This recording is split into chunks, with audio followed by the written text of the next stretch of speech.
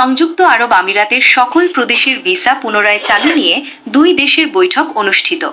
সংযুক্ত আরব আমিরাত ইউএই মধ্যপ্রাচ্যের একটি গুরুত্বপূর্ণ দেশ, যেখানে বাংলাদেশের লক্ষ লক্ষ মানুষ কর্মসংস্থানের উদ্দেশ্যে কাজ করছেন। দুবাই, আবুধাবি, শারজাহা, আজমান, রাস আল খাইমা ও ফুজাইরা সহ দেশটির বিভিন্ন প্রদেশে বাংলাদেশি শ্রমিকদের গুরুত্বপূর্ণ ভূমিকা রয়েছে।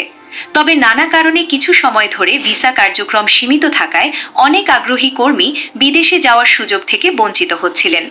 এই প্রেক্ষাপটে সংযুক্ত আরব আমিরাতের সকল প্রদেশের ভিসা পুনরায় চালু করার বিষয়ে বাংলাদেশ ও ইউএই সরকারের মধ্যে গুরুত্বপূর্ণ বৈঠক অনুষ্ঠিত হয়েছে।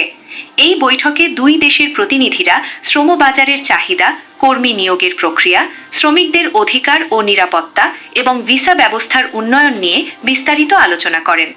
বিশেষ করে বৈধ পথে কর্মী পাঠানো, দালাল চক্র প্রতিরোধ, অতিরিক্ত খরচ কমানো এবং আধুনিক প্রযুক্তির মাধ্যমে ভিসা প্রক্রিয়া সহজ করার বিষয়ে গুরুত্ব দেওয়া হয়।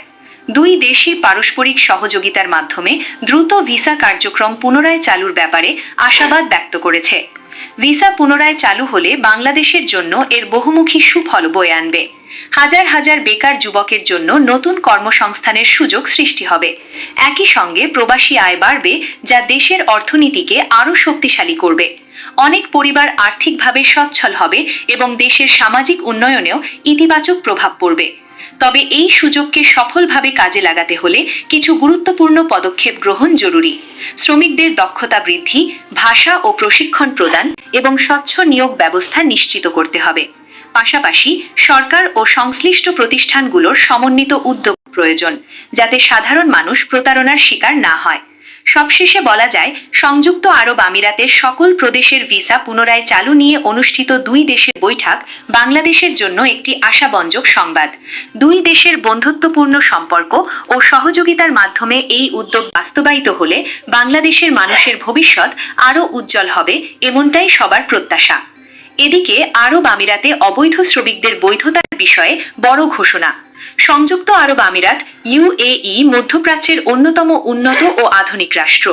দেশটির অর্থনৈতিক উন্নয়নে বিদেশি শ্রমিকদের ভূমিকা অত্যন্ত গুরুত্বপূর্ণ। বিভিন্ন দেশ থেকে আসা লক্ষ লক্ষ শ্রমিক নির্মাণ, শিল্প, পরিষেবা ও অন্যান্য খাতে কাজ করে দেশটির অগ্রগতিতে অবদান রাখছে।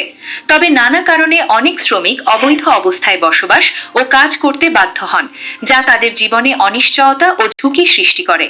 এই পরিস্থিতিতে আরব আমিরাত সরকার অবৈধ শ্রমিকদের বৈধতা দেওয়ার বিষয়ে একটি বড় ঘোষণা জারি করেছে, যা বিশ্বজুড়ে আলোড়ন সৃষ্টি করেছে। এই ঘোষণার মাধ্যমে অবৈধভাবে অবস্থানরত শ্রমিকদের নির্দিষ্ট সময়ের মধ্যে বৈধ হওয়ার সুযোগ দেওয়া হয়েছে। তারা জরিমানা ছাড়াই ভিসা নবায়ন, কাজের অনুমতি গ্রহণ কিংবা নিজ দেশে ফিরে যাওয়ার সুযোগ পাবে। সরকারের এই উদ্যোগের মূল লক্ষ্য হল শ্রমবাজারকে আরও শৃঙ্খলিত করা, অবৈধ অভিবাসন কমানো এবং শ্রমিকদের মানবিক অধিকার নিশ্চিত করা। বাংলাদেশের হাজার হাজার শ্রমিক আরব আমিরাতে কাজ করেন। এই ঘোষণার ফলে তাদের অনেকেই নতুন করে আশার আলো দেখতে পাচ্ছেন। যারা দীর্ঘদিন ধরে ভিসা জটিলতায় ভুগছিলেন, তারা এখন বৈধভাবে কাজ করার সুযোগ পাবেন।